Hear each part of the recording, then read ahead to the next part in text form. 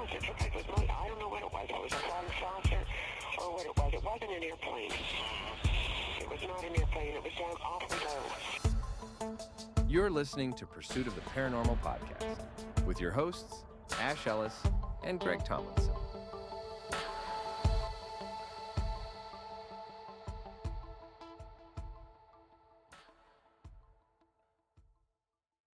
Welcome to this week's episode of Pursuit of the Paranormal podcast.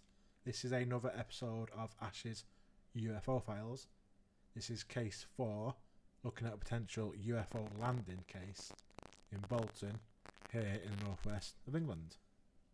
The witness reported the incident to UFOidentified.co.uk on Tuesday the 17th of May 2022, and it happened just a few days earlier.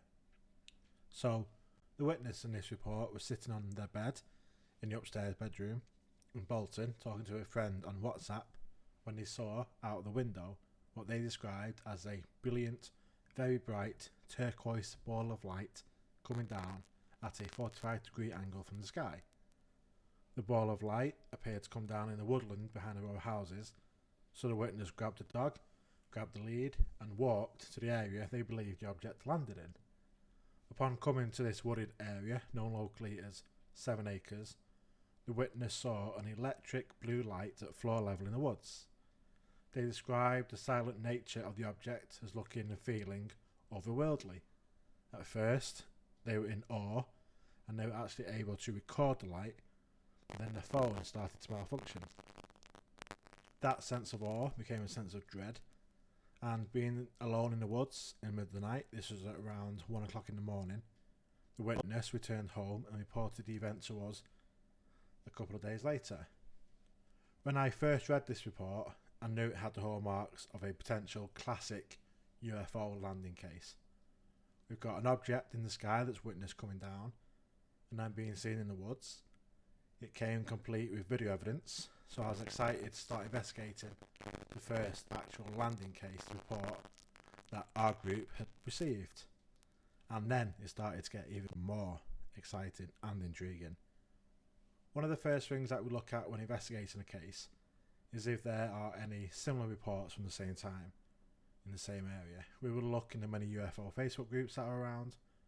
We will scour local newspapers. We put appeals out on social media asking for any potential witnesses to get in touch, and we search the many different sightings databases that are around the internet, which is where we found our next piece of evidence. On the National UFO Reporting Centre, Newfork, based in the USA, there was a report made at the very same time and date as our report, but this was made by a witness in Liverpool, some 30 miles away from Bolton. And the description that they reported it as was a bright white light flying in a downwards direction and disappeared after approximately 4 seconds. There were lights on the object, there was a haze around the object, and it emitted beams. So, although it's only a brief description, it is a very similar description to what our witness was reporting, if it's not the same one. Of course, there's some differences, and there is quite a distance between the two locations, but we can't ignore the exact timings both made at 20 to 1 in the morning on the 12th of May, and the downwards trajectory described by both witnesses. I did reach out to Peter Davenport, who runs Newfork, to ask if I could get the witnesses' details or for him to get their permission to pass my details on to them, so then get in touch, try and find out more information, but I never heard anything back. Due to the nature of the sighting, I was keen to get out on location as soon as possible. So, after a short telephone interview with the witness, they agreed to meet with Abby and myself up in Bolton. Prior to actually meeting the witness, we decided to have a look around the 7 Acres Nature Reserve to see if there was anything of interest nearby, and from the short video the witness sent us, we were able to identify the exact area where the light was seen in the woods. Upon entering the wooded area, we were passed by what you might describe as a couple of shady looking characters who looked to have just completed some sort of deal. A little bit deeper into the woods, there was a new looking bike leaning against a tree. And at the bottom of what turned out to be quite a steep drop off, around 10 metres back from the road, looked to be what looked like a homeless camp. There was a small clearing in the woods in the area where we believed the light to have been, and in this clearing there was evidence of drug use, including tinfoil and a lighter. And it was at this point we actually noticed somebody crouched down in the bushes with his nose in something. So for our own safety we decided to leave this area and go and speak with the witness. The witness lived about a 5-minute walk from the woods, and they showed us up to their room and the view they had of the object in the sky right out of their window. They described it as moving fast, bigger than the sun, and very bright next to the moon that was visible. They initially thought that it could have been a firework. The weather on the night in question was dry, clear, and with little breeze. We then headed back to the woods location with the witness, who confirmed that the area we'd been to was indeed where they had seen the light on the ground. We interviewed the witness on camera, where they were very open with us, answering all questions openly and appearing to be honest and genuine about what they had seen and what they thought it was, which included them believing that the object to have been under intelligent control. I'm just going to play a snippet of some of this interview that we had with the witness on location. How bright was it when you saw it? Like, through the woods? It was brighter than the moon. Oh, in the woods? Yeah. It could be a neon light off a phone. You know, that kind of brightness. The one in the sky was like as bright as the moon, but the one in the woods was less bright. Yeah. Yeah. Electric blue, although it shows up white on the video for some reason. Would you say it was more hovering or When I saw the one in the woods? Yeah, was it Ground level. or ground level? Ground level, yeah. And the only thing behind as well, you'll see in a moment, is a huge tall wall.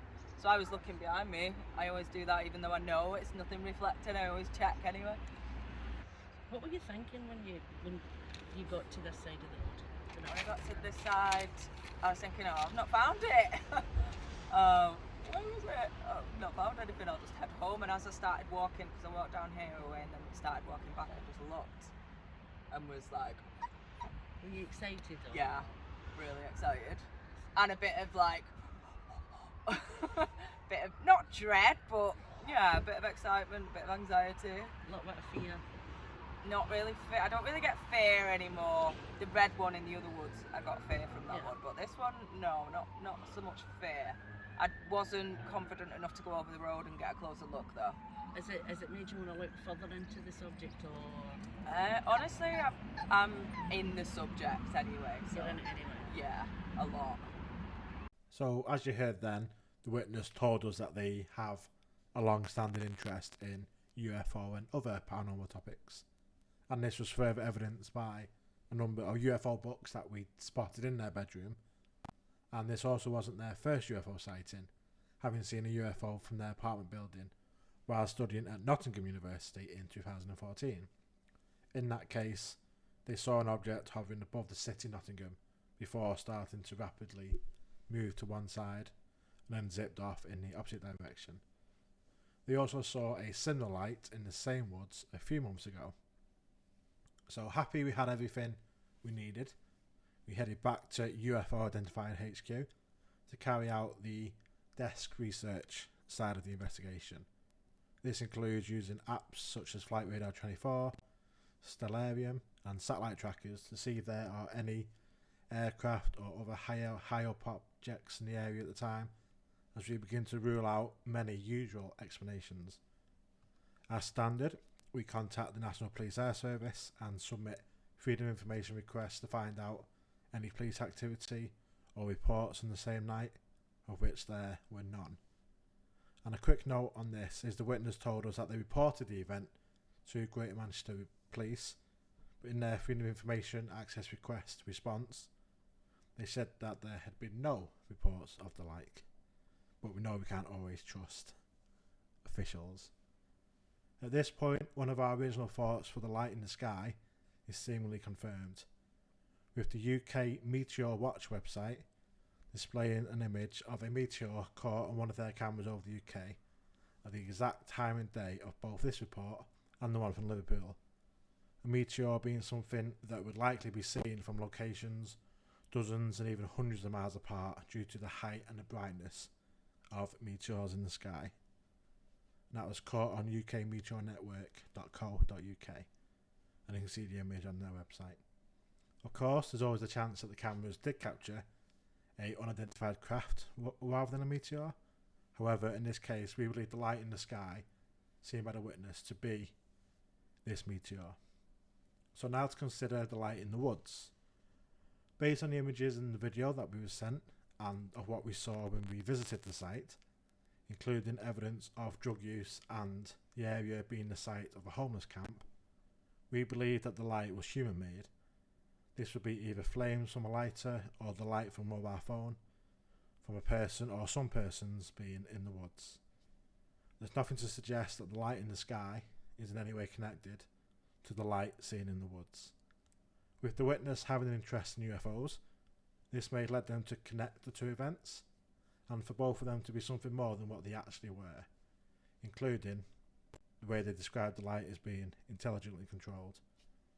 This is a common pattern seen in people who have a preconceived interest or belief in UFOs or aliens, and leads them to jump to these conclusions rather than considering more mundane explanations.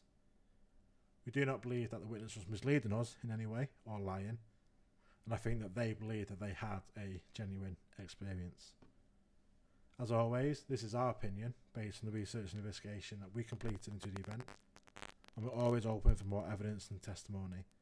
And if anything else did come to light, then we would happily reopen this case and have another look at it.